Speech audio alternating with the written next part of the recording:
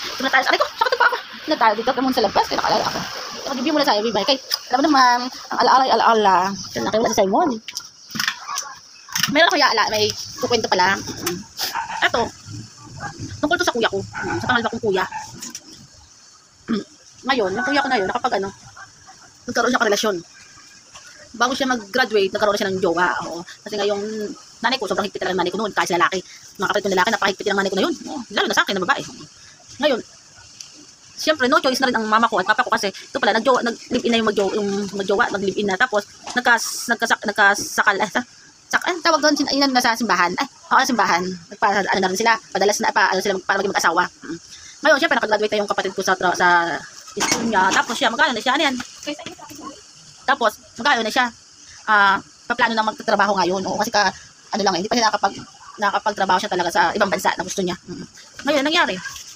Ano nangyari doon? Nagpa-medical, ano siya sa agency, kuya ko. Ngayon, na siya, sa agency na yun, mga requirements, mga ano, siyempre sari-saring mga ano, para makaalis agad doon. Ngayon, kung nakaalis, bago siya umalis, nag-medical muna siya.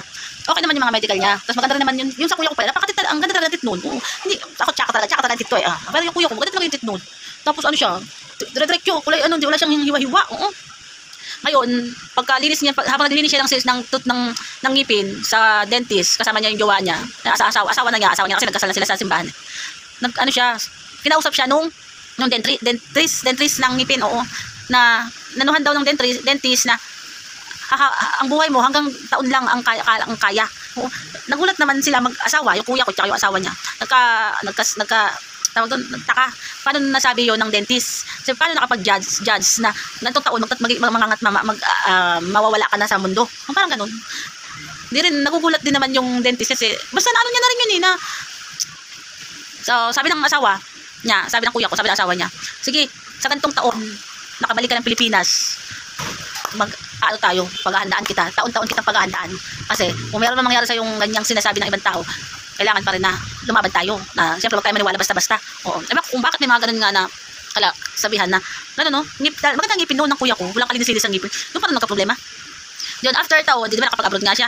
After 2 years, after 3 years, bumaba na yung kuya ko, bumaba na.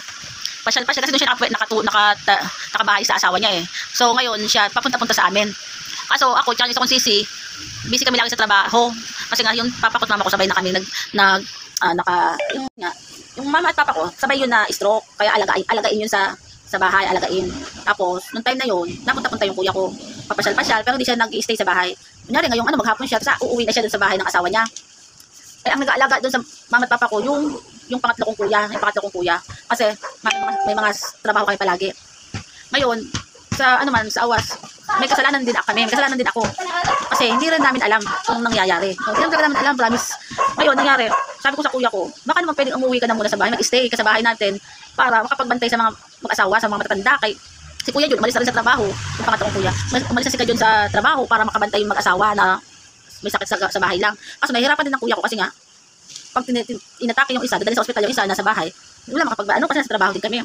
Ngayon, ginawa ng pangalawa kong kuya, hindi siya nasagot, basta umuwi siya para tampuhan.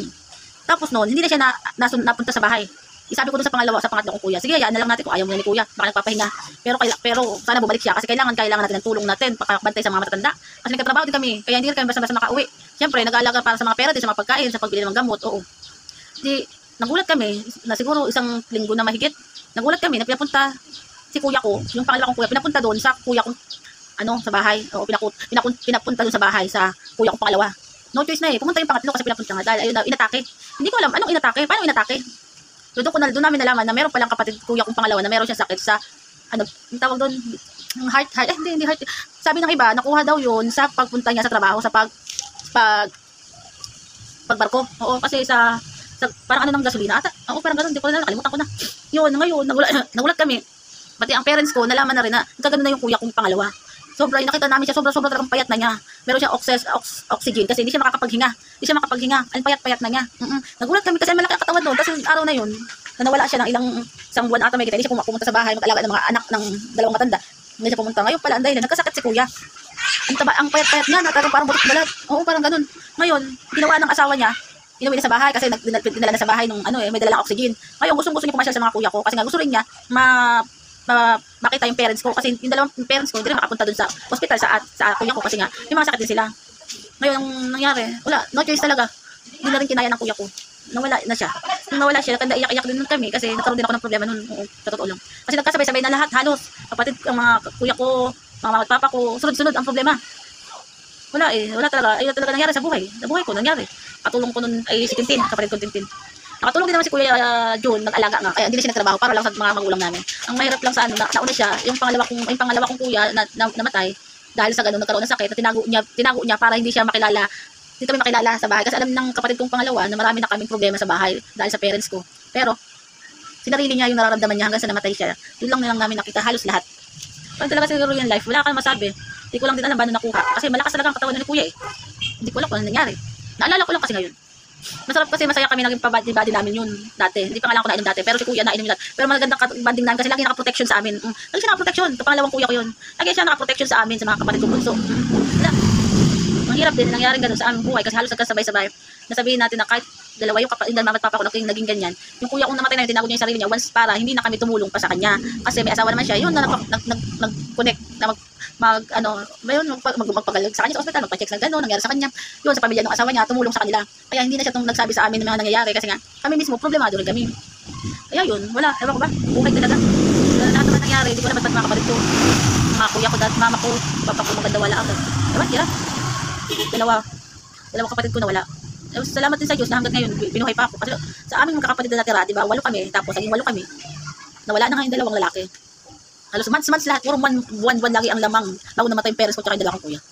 Sa ngayon, 6 na lang kami kakapatid. Sa problema ng lahat, ako nagkasakit-sakit na matagal, ako nagkasakit. For the first time, naging experience ko. Pero pasalamat din at bumalik ang Diyos na pinagaling ako. Hirap din. Kaya gusto kahit paano, masaya pa rin at least kahit paano. Naging masigla ako at nakasama ko kay mga kapatid ko at mga pamangkin. Life is life, di po, ta. Ewan ko ba naman, sana naman magdadiretso pa. Kung parang estudyante ako na bata, tagal pa, paano kasama ko pamilya ko. Bye.